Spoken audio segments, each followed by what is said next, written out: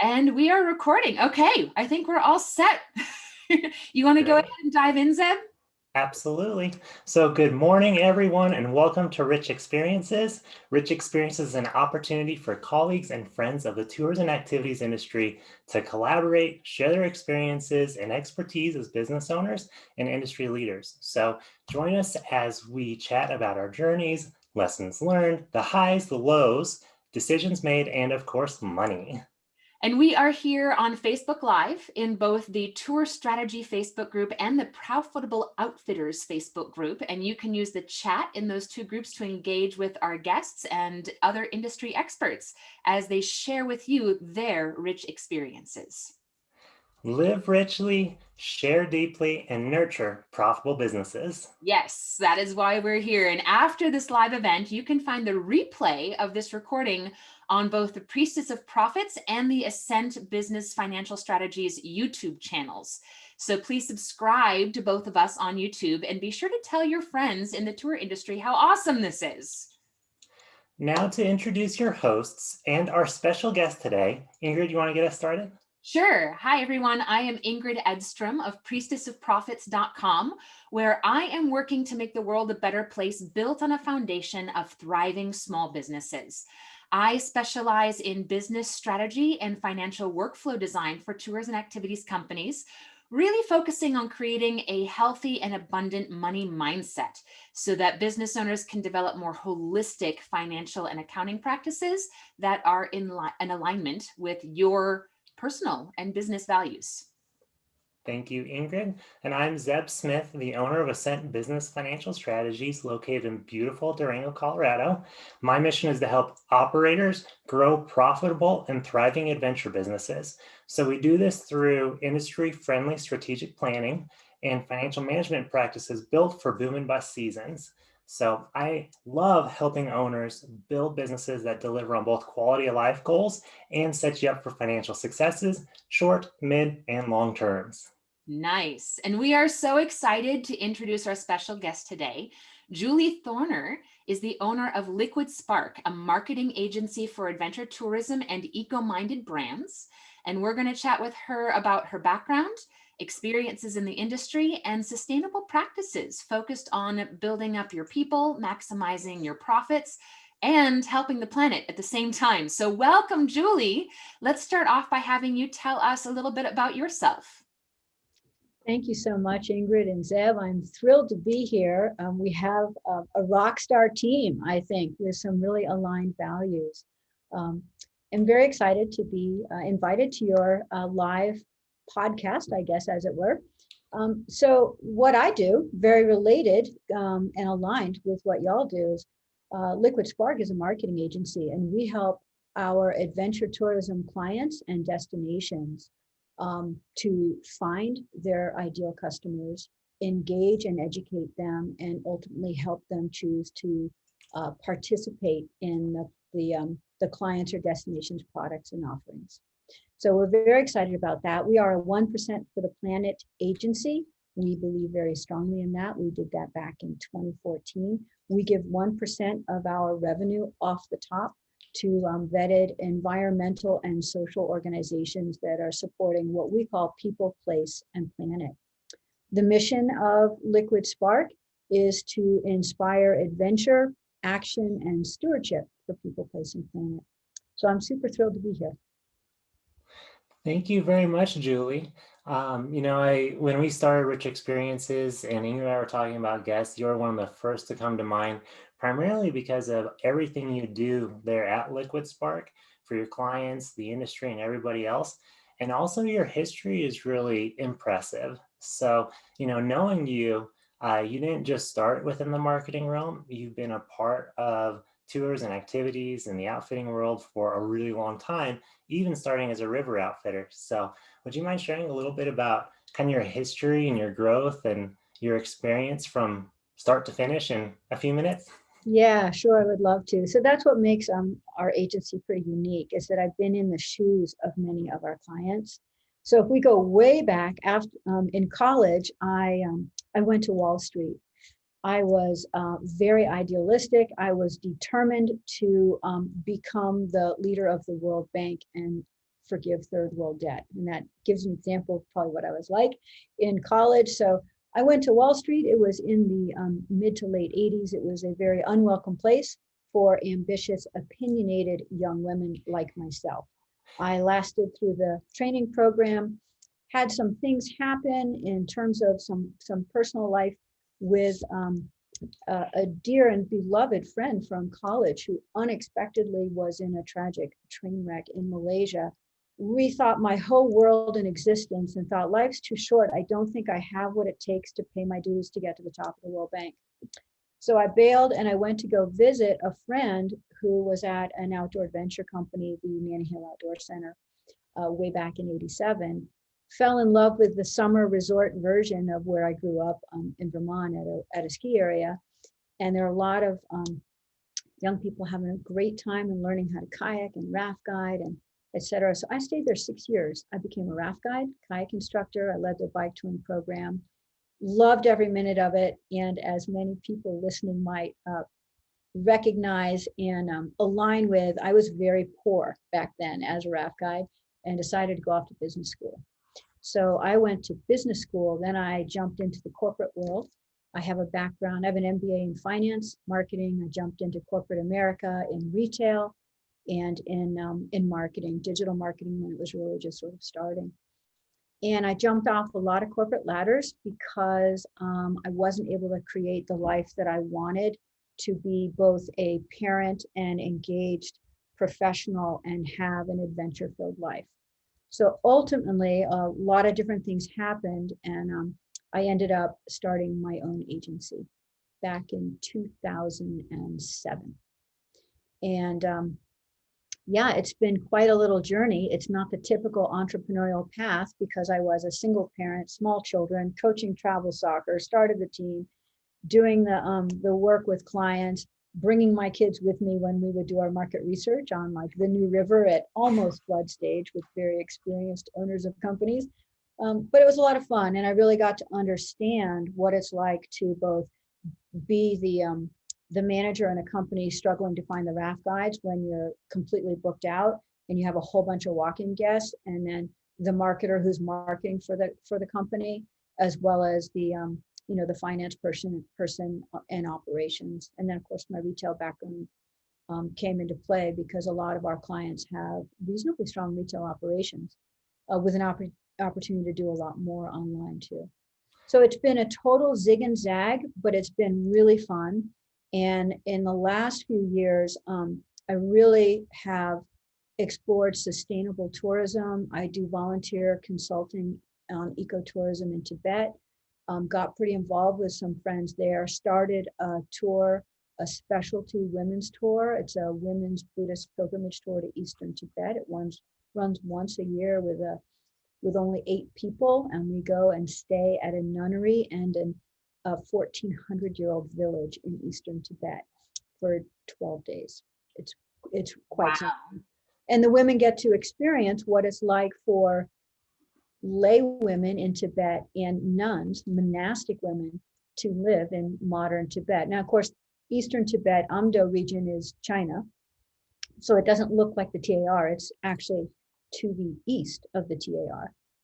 But anyway, it's fascinating, and it's a really nice opportunity for me to continue my involvement in actually running and participating in tours. So I really understand what it is like for our clients to run multi-day tours in very remote places and handle everything pre-trip, during trip, post-trip, and everything else. So that's fantastic. It's been a lot of fun. It's So an unusual much. combination of experiences.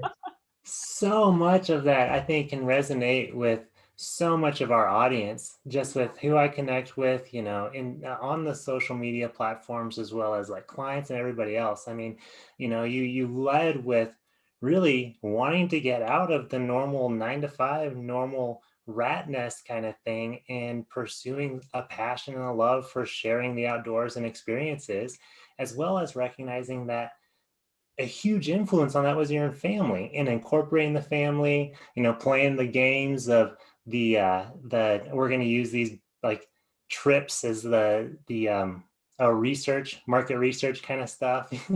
Yeah, we have those kinds of conversations all the time with just individuals.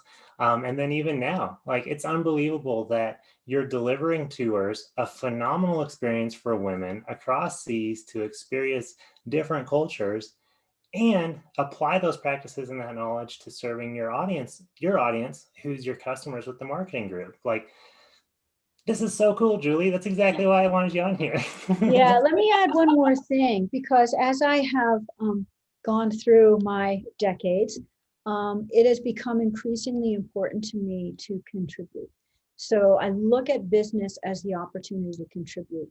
Yes, I want to be fiscally responsible. I want to pay my bills and do well.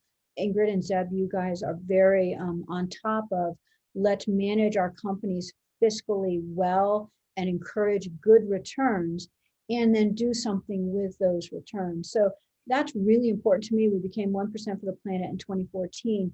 What happened when I went to Tibet is I got to know the only woman who was a tour guide, a female Tibetan there. We became very good friends. She started to talk to me. Turns out she's a bridge builder. She finds young women in rural areas across Tibet who are qualified to go to college and can't afford to do so. She was looking for some sponsors, and I'm like, oh, I must know wealthy people in America. I could probably find somebody to help you. I said, oh, by the way, how much does college cost? So she tells me in renminbi, 6,500 renminbi. I do the math on my little app walking through the panda reserve in Chengdu, and I'm like, oh my God, Saringso, that's $1,000 US. And I said, that's basically a pair of ski boots and skis for me or my children. I said, well, I'll do that. And then that developed. I started a foundation. It's called liquidsparkfoundation.org. We actually sponsor young women to go to college. In Tibet, we've put 7 women through college so far. And it's been very rewarding. It doesn't take much to step into trying to connect some dots. So Ringso finds the people, and I help find the sponsors. Some of them are people who've been on my trips. And the family members are incredible. Let me tell you what happened when COVID came to the United States.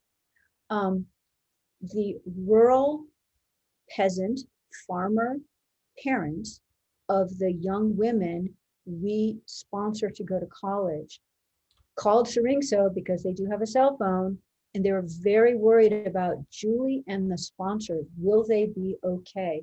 Because they could hear in the news, it was probably exacerbated and exaggerated by China, what difficult straits the United States was in during 2020. And there they were reaching out with great concern.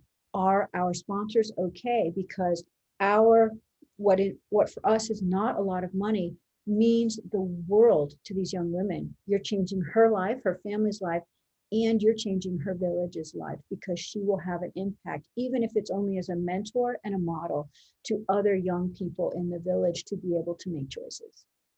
So I got teary-eyed because Saringso told me that. I was like, oh my gosh, they're so kind. Because of course they needed to be worried as well about what was going on there. Luckily, COVID really did not get to Tibet.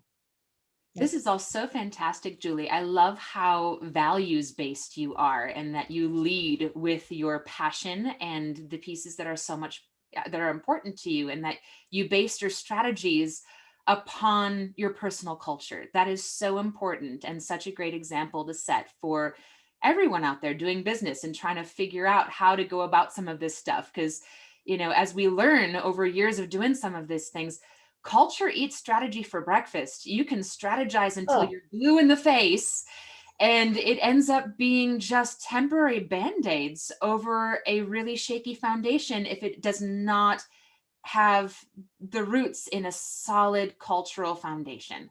So thank you for leading with that. Yeah. And I'm really excited to hear about strategies and tips that we can pass on to the people watching and listening. And before we do that, I just want to acknowledge again, we do have a couple people watching on Facebook, and also one here who's joined us on Zoom, which is fantastic. Welcome, Kirk. And you are welcome to chat us here on Zoom and also chat with us on Facebook. And Zeb and I are keeping an eye on that. If you have any questions for us or for Julie, please feel free to join the conversation in the chat.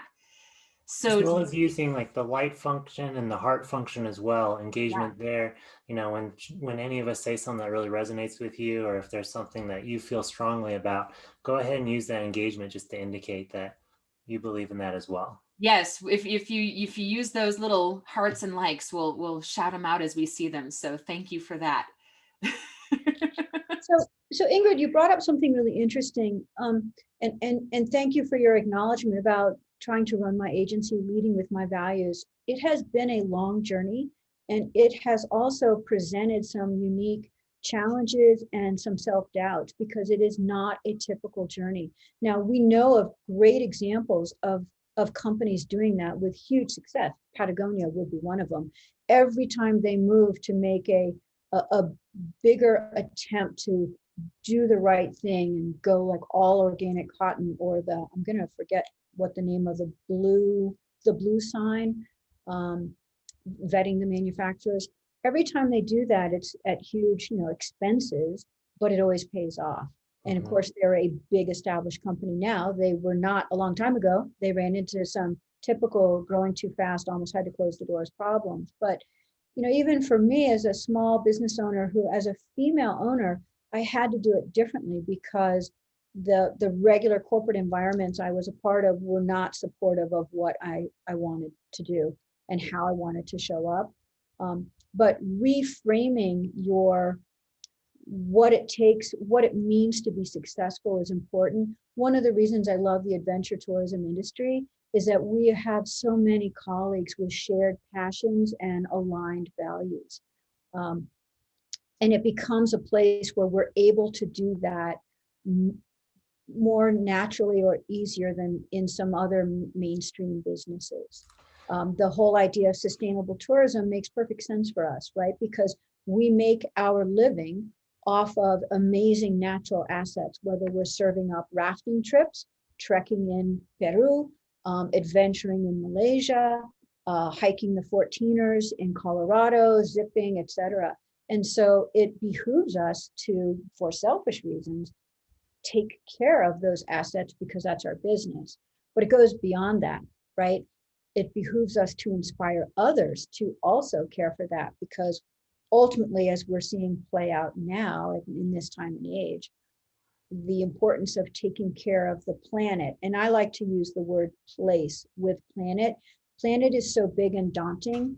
It kind of feels to me like the polar bear. I'm concerned about the polar bear. A lot of people are, but I don't have anything to do with the polar bear.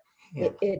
It's place brings it back closer to us. What can we do to support the place in which we work, in which we operate, and around the people who work with us or are in our community, whether it's Peru and the villages where the porters live, or whether it's like, an adventure resort up in the Forks, Maine, and a community there of people who also need jobs and encouragement and may have limited access to some kinds of educational opportunities that we might take for granted, right? Because we have lots of very rural and poor areas where we, as we saw with COVID, we have very different levels of access to opportunity in this country. So Julie, I want to touch and just kind of express this. I just recognized you listed off place and people, right? Which is one of the two of the triple bottom lines in that methodology, and the third being profits. So one of the things and one of the objections I always hear, or often will hear, is it's like following those, we probably end up sacrificing one, and it's really hard as small operators to achieve all three, right? So we do follow our passion, which arguably is another one of the P's, but we follow our passion to create what we want, right? So our passion is going to be sharing experiences with others around the world, for example, or it's sharing the outdoors. So within that, we have a justice to be conscious of the place that we're in, to make sure that we're not having a negative impact on our immediate environment, because if we do, that's going to negatively impact us and our business, right? We have justice to support our people, which is going to be our employees, as well as our customers and the other key stakeholders that are part of the business, as well as the owners, right? Now, both of those can be very expensive endeavors, and oftentimes, we'll sacrifice the profit side of things or the prosperity side of things, financially, fiscally responsible, because we're leading too much with these, or Like we don't want to acknowledge that we're struggling profit wise, right? So I only say this, and especially since you've had a lot of exposure to it and being a smaller operator, like how have you been able to manage and how do you encourage others in a similar kind of position to make sure that you're being really conscious and cognizant of not just the first two, but also being the fiscally responsible piece? Because you said that that was really important too at one point. Yeah, that's a really, really good question, Zeb. And if you'll notice, when I talk about the liquid spark being for people, place, and planet, I don't mention profits. And I do talk about the triple bottom line as important. The reason I don't mention profits is I assume that that is a key part of how my business shows up in the world. If I can't make enough money to pay my staff, pay my bills, and pay myself, I can't help anyone else. Someone, when I first started my company, gave me, and I wish I could remember who it was, gave me the best piece of advice. They said, make sure as an entrepreneur starting your company, and you too might say it to your clients, pay yourself first. Might have been my first accountant. Pay yourself first and pay yourself a reasonable salary. The rest will fall into place. And I paid a lot of attention to that. And so what I feel that happens is when you have allocated those funds, you know what you have to make to cover those costs. That becomes an ingrained way of how you show up in the business and in your business. So Liquid Spark is not a for-profit company. We support our nonprofit, is not a nonprofit, company. It's a for-profit company. We support our nonprofit organization, but my job is to pay my bills, myself, and my team first. Mm-hmm. And when I do that, the rest will fall into shape. Now, how I do that, I draw upon professionals to help me make decisions, look at scenarios. I have to price right. After a few years in the business, I was working with a coach whom I highly recommend as a process as a business owner, and she off the top said, "Yeah, you need to almost double your hourly rate." And of course, I panicked. Oh my God, how is this possible? It can't work. I called up my biggest client and said, "My accountant has told me I have to do this." He's like, "Well, I don't really want that to happen, but yeah, I get it." And boom, the next day my rates changed. Yeah. So as outfitters, we have different pressures. We have competitive pressures and we have our own responsibility in-house. We need a structure in our company that will let us pay our team appropriately, well enough to keep them, well enough to align with our values. I believe in living wages. And pay ourselves reasonably. I don't believe in super inflated executive salaries, but again, it's your business. You get to do what you want.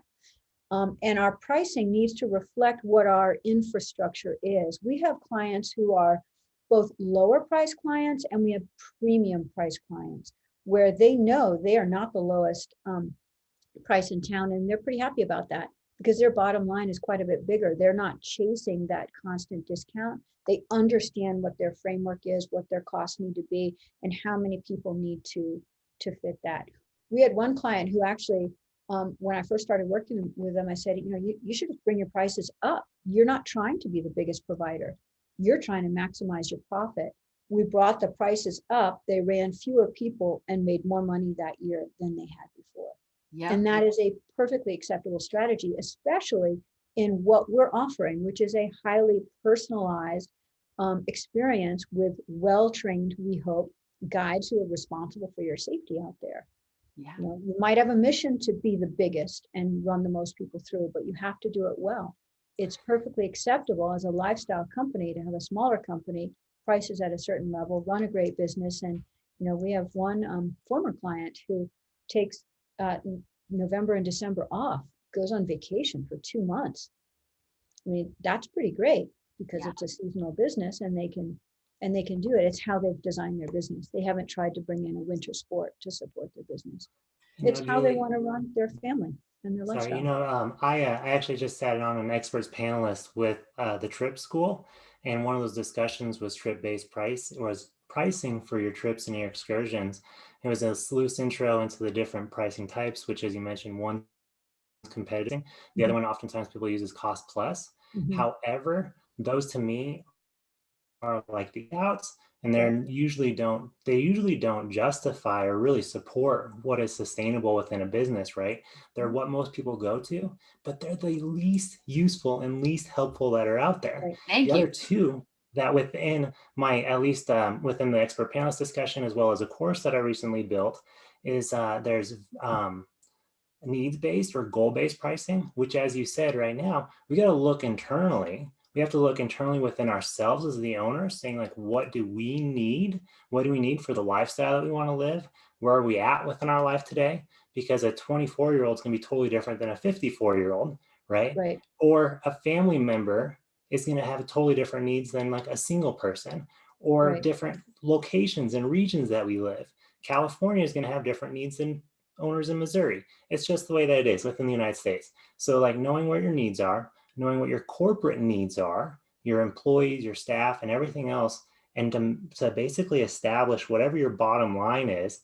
And I think this is something that we are cognizant of, and I think it'd be great for people to kind of get away from this idea that profit is bad and recognize that profit is your future, individually, your business's future, and everything else. So you set the needs as saying, what's our overhead? What do we need as owners? What do we need for the future of our business? Mhm. And then we price based on that. So you could look at, how many employees, or how many, sorry, not employees, but how many customers are you going to serve in a year? You take your revenue based on your goals base, divided by your number of target customers, boom, you have an average pricing. Now people will see that and they'll be like, oh my gosh, I can't, there's no way my customers are going to do that. Well, as you said, you went to your first customer, they said, okay, your prices changed the next day. That then leads into what is the fourth way of pricing, which is value-based pricing, right? Right. So in value-based pricing, we know exactly who our ideal customer is, we know what they desire, and we target those individuals. We use the copy that they care about. We know what's important to them. And if we communicate that to them, we can price based on that value, and it helps us justify this increase in pricing. So it doesn't matter if you're going to be the low cost provider with a big volume, or if you're going to be the premium outfitter that has super high pricing, as long as your customers are happy with that exchange, your pricing is good. And you don't have to be everybody to everyone. And that helps Yeah. everybody. Your customers are happier, your employees are working less hard, you as the owner are making more money, and you can really refine all of those different pieces. Yeah. So Yeah. And thank I you for love, dropping so much of that, because man, Ingrid and I work so hard on just those pieces, and oh with the yeah. clients and everybody else to just see that there's more opportunity. And yes, you can pay yourself, and you can pay yourself really well. And it's not bad. It's a-okay. Yeah. You just need to make sure it's covered. Well, and I also love, Julie, how in your three P's, as you were going through, and there's people, planet, place, and then Zeb also wrote in passion that profit wasn't part of the top of your list, and that's how I feel about it too. I don't lead with profit. Profit I see as an outcome. It's a side benefit, a necessary byproduct of doing those other pieces correctly. Profit will happen naturally when you are passion driven and focused on people and place. Then profit will happen. And profit is actually almost part of people, because profit is how a big part of how we take care of the people, how we take care of our customers effectively, how we take care of our team, and also recognizing that we need to take care of ourselves. And I think that a big part of the discussion, getting back to taking care of things, because you were talking about the importance of taking care of the places and taking care of the people in the places, is recognizing that responsibility to take care of our environments and the people in them, and all of those factors, being that responsibility being an honor and a privilege, and something that we get to do, not something that we have to do. And that comes down to attitude. And so many people have an attitude around it of, gosh, I have to do all these things, and it's so much work, and taking care of the environment. It's just so much easier to have disposable plastic water bottles that are now just creating waste everywhere. And yeah, I'm loving how many tour operators are getting on board with more sustainable practices and getting rid of single-use plastics in their daily operations, and being more aware of the cultural needs and potentially over tourism in the places where they're going, and Right. trying to ensure that it's sustainable and effective, and not seeing that as something we have to do, but something that we get to do, something that it's an honor and a privilege to rise to this challenge and be able to do it right.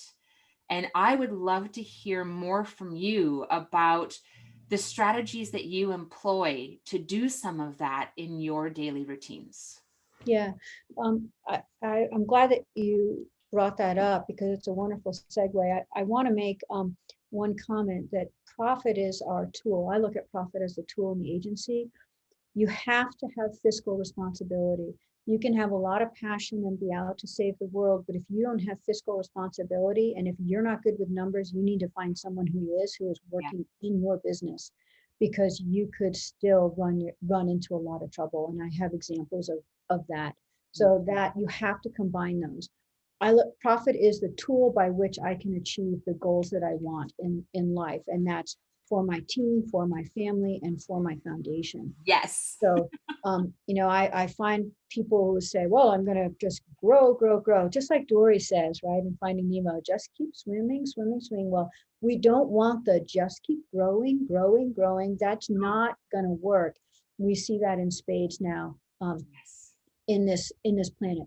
So we use growth as an opportunity to do something with it. If I have a 20% growth goal, for example, I have very specific reasons why I want to achieve that. Mm-hmm. And I like to try to talk to my clients about that. Not all of them are there yet. Some of them are. Why do you want 20% growth over 2019? 2020 doesn't really count, except for those clients who just went through the roof in June and July when everyone had gone doors.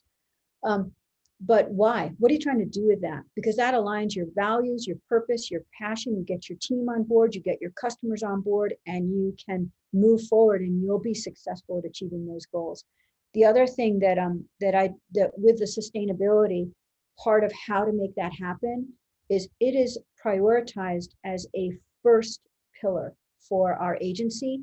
And it is for some of our clients who are practicing sustainable tourism. And then I hope we have time to get into the next version of that, regenerative tourism. So for us, 1% for the planet is so key. And it was so scary. I was a tiny company in 2014, still pretty small. And to be signing up to just give away 1% of whatever I make, no matter if I had a loss or not, is pretty scary. It took care of itself, though. It's a priority. You're going to invest back in the planet, in people, place, planet, whatever organizations you want to support, that are vetted and doing environmental and social active, responsible work. If you prioritize that, it will happen. I've had clients who say, I can't possibly afford that. When I get bigger, when I make more money, I will go ahead and start working on sustainability practices. And that's just like, loving tomorrow, because it never comes, right? You'll You gotta never do it get today. there. So you prioritize it now, just like you prioritized as a solo entrepreneur, pay yourself first. Prioritize that. So that's what we encourage with our clients, and it's built into how they do their business. Then they can talk about it on all of their marketing channels. They can share it with their customers. Customers will self-select and align with those values. You'll find the kinds of customers that may be your ideal customers as a result of your practices. And sustainability has been around for a long time. We've really moved beyond it because of what's happening with the planet. We need to do much more than be sustainable. We can't just keep things as they are. We are privileged people running companies in natural places. And we know, if you just look at the whole Black Lives Matter movement and diversity, equity, inclusion, and justice, how many people of color do you know who are outfitters running trips across, for example, just the United States? So we are very privileged. It is our honor, and it is our responsibility as global thoughtful citizens to be supportive and to have a life raft that includes everyone, supporting social, cultural, environmental, um, etc. So I feel really strongly about that. So when you put those policies in place and they're a foundation of your business, you are able to you're able to tell that story and bring more people to you. And you also can collaborate with other brands. So we work also with eco-minded brands, and they are many of them ahead of the game, working very hard to do the right thing. Um, and you can, as an outfitter or a destination, you can combine and collaborate with those brands as partnerships, telling your mutual story. Those gear brands might be involved in your marketing story and vice versa. You might do influencer campaigns together. We're setting something up now for a Peruvian client.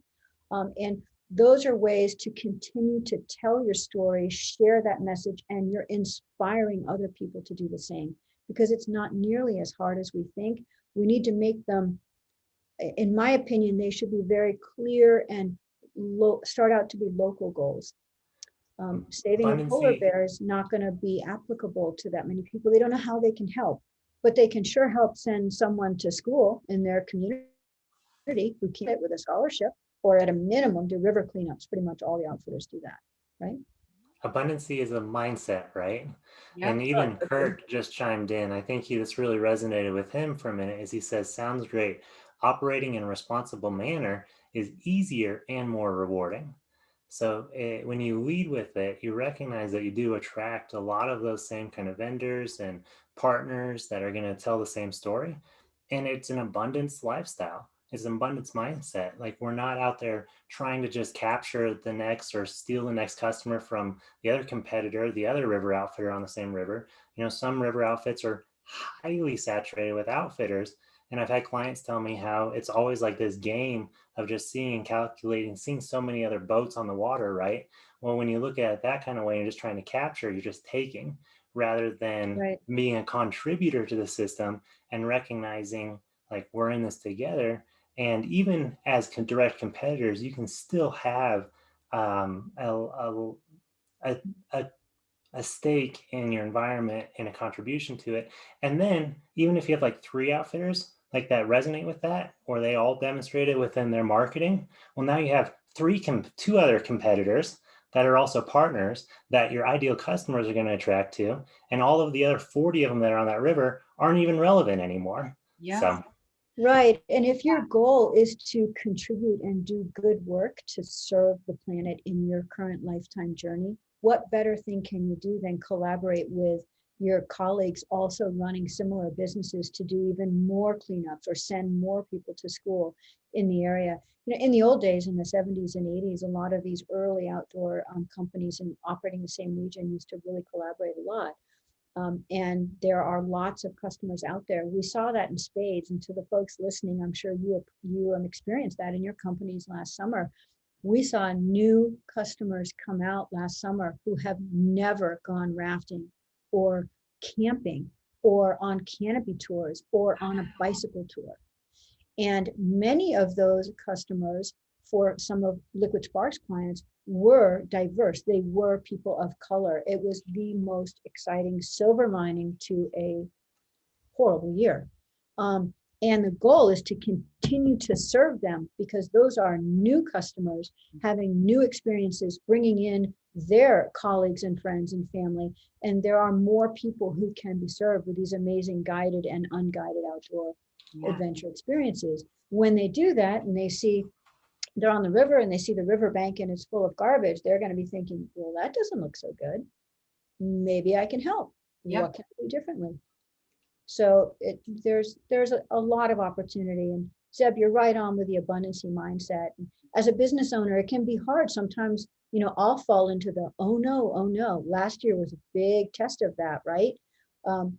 And yet, if we come at it with the idea that our life raft is big enough for everyone, we invite everyone into our life raft. It's not just for us. Yes. it's amazing what happens. Yes. It's not just fluffy ideology either. It's Yeah. practice. No, it works. Well, I love that you say that. I love the life raft analogy. And the way that I often think about it, Julie, is people are often competing for their slice of the pie, as if there's a limited amount of pie and we all have to, in order to get a bigger slice, we've got to take it from someone else. When Right. the truth of the matter is that if we want more pie, then we can get together and make some pie. And it's a lot more fun than sitting at the table with your bib on, waiting to be served your slice of pie like we're entitled to it. Put on an apron, get up and do some work. And I've heard this referred to in business. You know, we've been talking about our competitors in industry, and I've heard it referred to as co-opetition. Ah, um, you know, if we think about it, our so-called competitors, the other businesses out there serving similar customers, doing similar things that we're doing, you know, they might be playing on another team, but you know, it's hard to play a game of soccer without another team to play against. And it wouldn't right. be a whole lot of fun if we didn't have them. And sure, we might not be on the same team, but we still need to help each other. And yeah, if something goes down, we really need to be looking at it and not coming at it from a zero sum game mindset. We need to be looking for win-win solutions, especially when times are hard, not trying to you know, get pie from somebody else or drink somebody else's milkshake, as they sometimes talk about, and really Right. focus on how can we create opportunities that are effective and building for all. And that grow mindset that you were talking about really gets in the way of that. If we think if we're not growing, we're dying, well, what are we growing for? And is it more effective for me to be helping my neighbor who needs a boost up right now so that their business can survive? Because both of our businesses surviving is in both of our best interest. How do we help each other? And Right. that way we create a rising tide that raises all ships. You know, Yeah. Ingrid, one thing that I really appreciate with your soccer analogy is we think like we're just competing teams on the soccer field, but what we don't realize is we're all entertainers, right? Yes. And I think this really resonates with the experienced group is yeah, you're competitive, you know, like you might be competing on like delivering those different tours and you know about who you are, but at the end of the day, we're all entertainers and we're all trying to share the same kind of experience. Yeah. So I think we oftentimes, when we're in the grind, and as Julie said earlier, you know, this year was a real test to realizing like what is our part and how is it that we can collectively Right. deliver on whatever it is to see that we're not a whole bunch of just individual teams out there competing. We're all on the same experience delivery because we have our bigger audience that's looking for entertainment or that is looking to better the earth or contribute, you know, that value, the 1% for the planet pieces. So Yeah, imagine what we could do if all the outfitters did 1% for the planet. Imagine how they could transform their communities. Yeah. Last year, Liquid Sparks contribution went almost entirely to Man a Food Bank in Asheville and was targeted to Swain County. And we were able to serve thousands of meals to individuals who were really struck hard by COVID. I want to take that soccer analogy a little farther because I played soccer into college and then coached my kids for years and years. So you think about, I love this. You need a team to play against. You need a league. You need a stadium. There are people who come to the stadium. So let's extend that out to our adventure tourism group, right? So if outfitters and destinations can collaborate, you can have more marketing dollars to bring people to your area.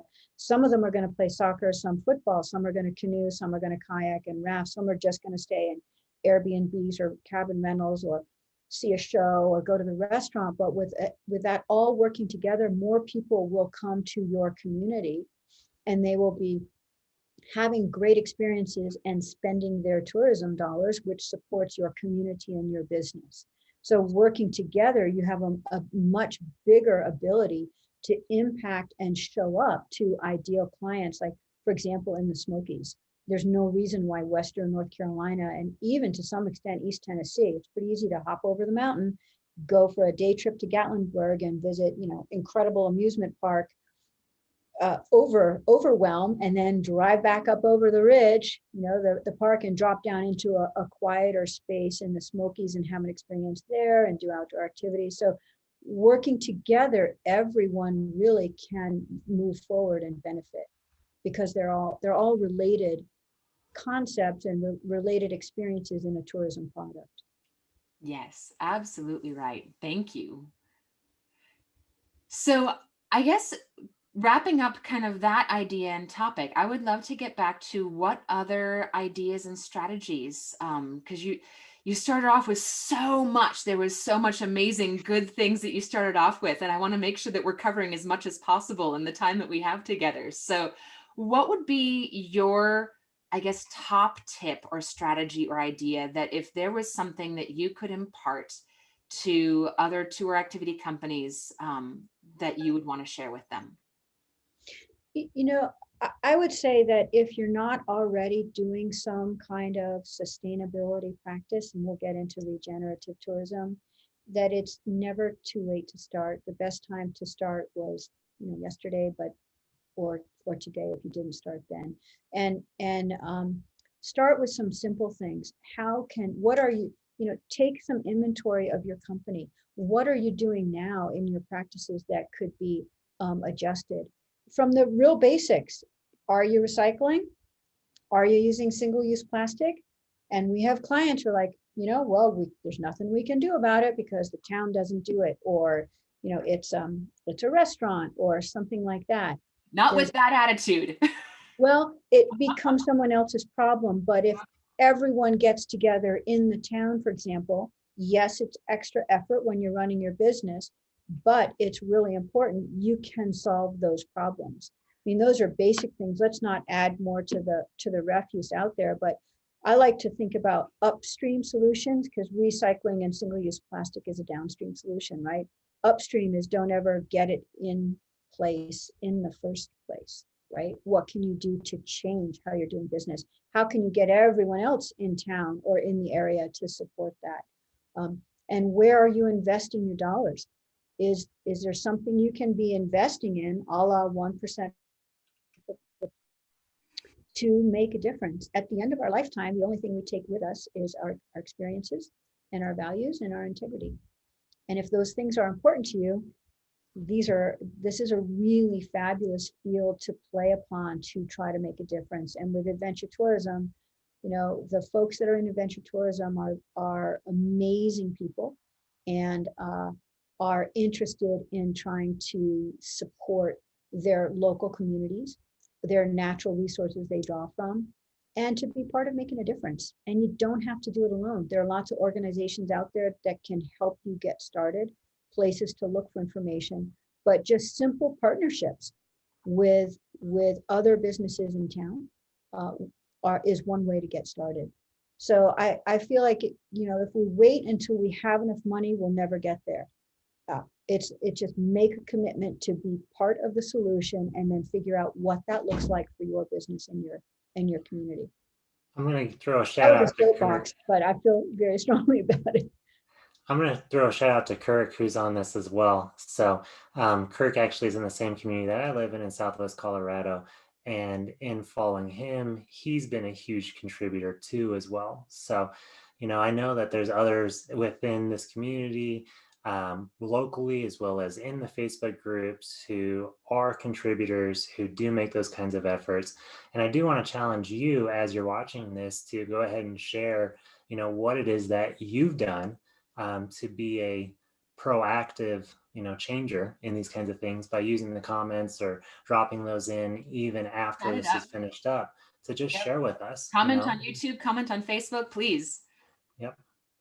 Yep, exactly. So let me jump into this concept of regenerative tourism. People are hearing that more and more, and it's being talked about, online, and certainly by large companies already at the forefront of sustainability practices, whether they're manufacturers of brands like Patagonia, or the Adventure Travel Trade Association, which is the for-profit international trade association that is very values driven and really challenges all of its members to show up and accept certain basic principles and go beyond them to support what I would call people, place, and planet. So sustainable tourism actually started decades ago.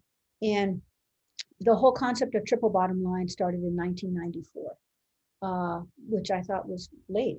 I assumed it would have started earlier.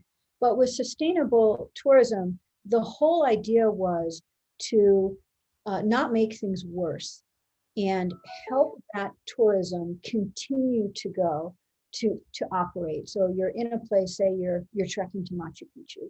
Don't make it worse. Don't leave your garbage on the trail. Um, make sure you're paying your staff enough so they can support their families or in line with everybody else. Don't deface things in Machu Picchu. Don't bring too many people because of over tourism. But sustainable tourism, we're already in pretty bad shape. So it's really not enough. Regenerative tourism, just like the term implies, it takes it to the next step. What can I do as an operator or an agency, in dollars, right? Funding, and yourselves as financial experts, what can you fund or support? What can I do to make things better than they currently are, so that the trips that I bring, not only do they have a minimal or neutral impact, they have some kind of a positive impact.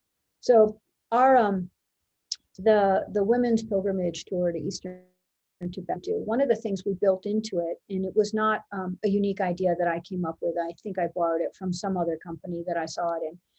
Part of the tour cost, it's a nominal amount, $50 per person, but in Chinese renminbi, it goes a long ways. Part of that tour cost is a direct donation that my colleague in Tibet takes and uses to support something or someone in the village that can be helpful. We do the same thing at the nunnery, and that's just a purely financial thing. Mm-hmm. And it's just built into the tour. So it's automatic. And then people can choose to do additional gifts or support or sponsor a student or what have you.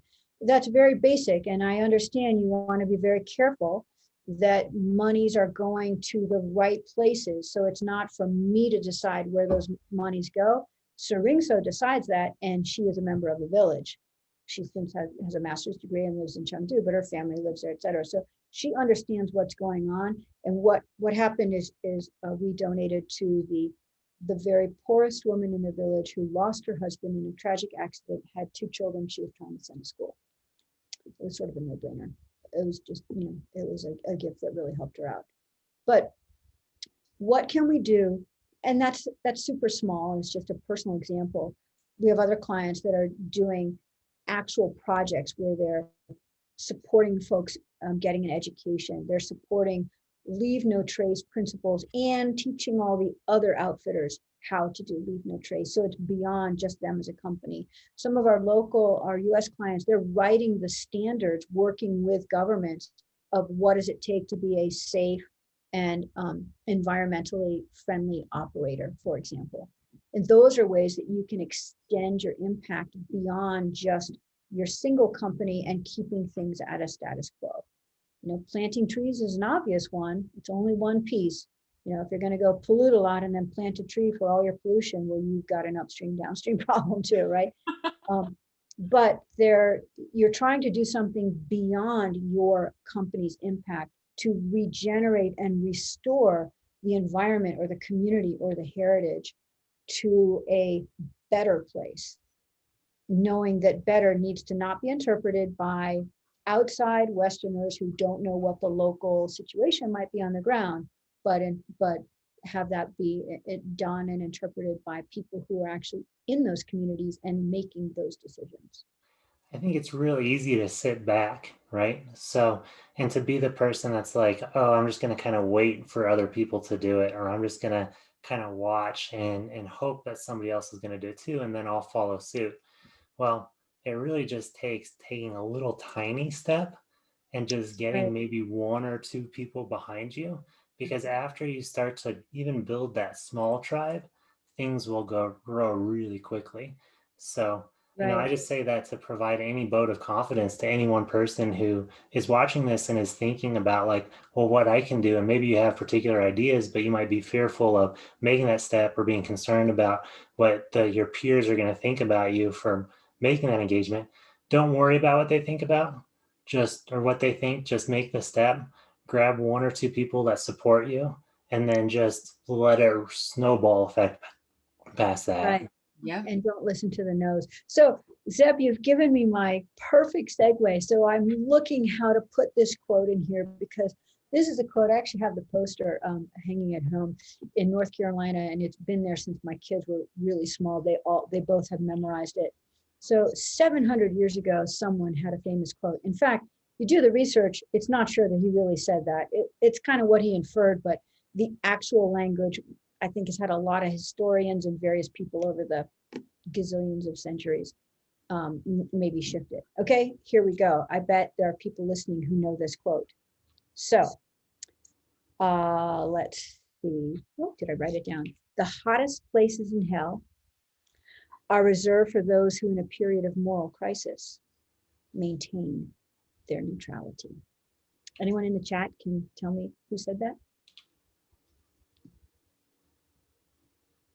I'm watching. I haven't seen any yet.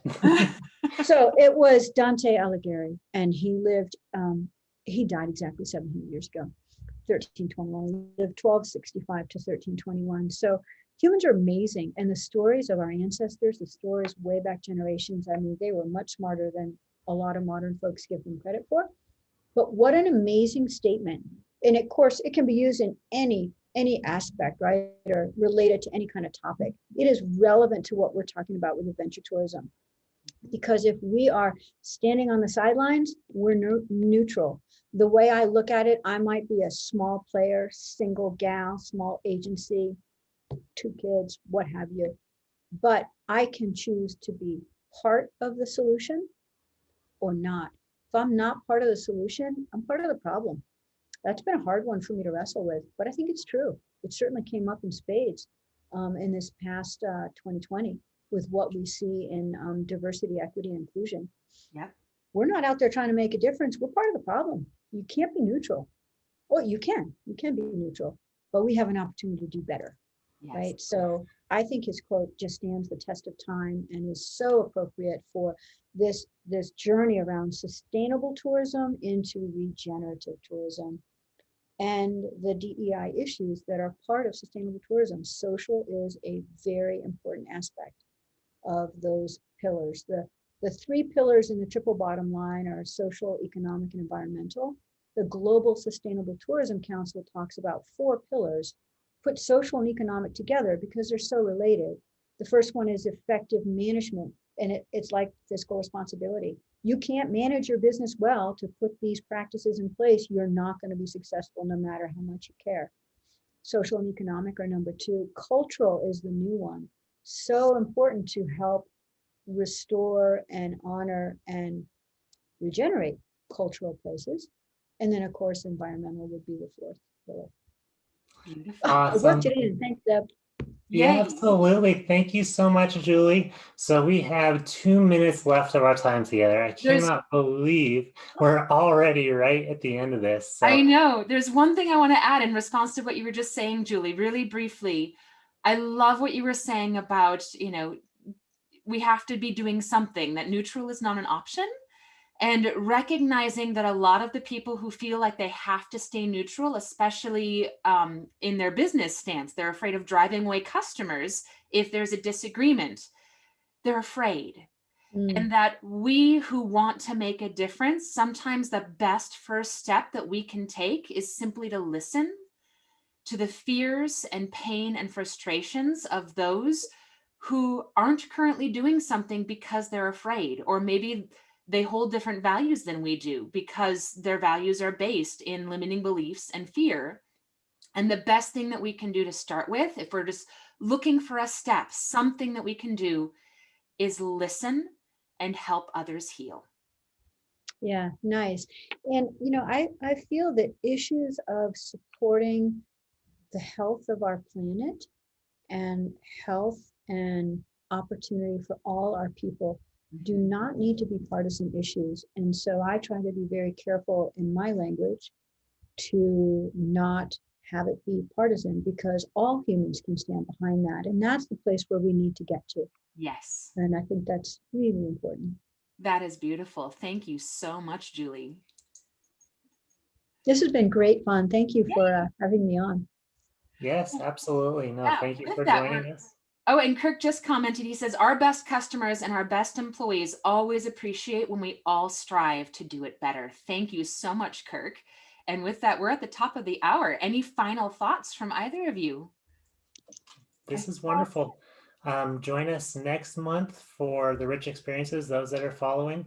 You can, if you are not already a part of the Profitable Outfitter Facebook group or the Tour Strategy group, by all means, go ahead and request and join those. And thank you for those of you that did join us. Julie, it's been an absolute pleasure. So Thank you thank so you much. for everything you Thank contributed you. today. Yeah, it's been great. I really enjoyed it. Appreciate it. All Thanks. right. Bye, everyone. See you next month. Bye-bye.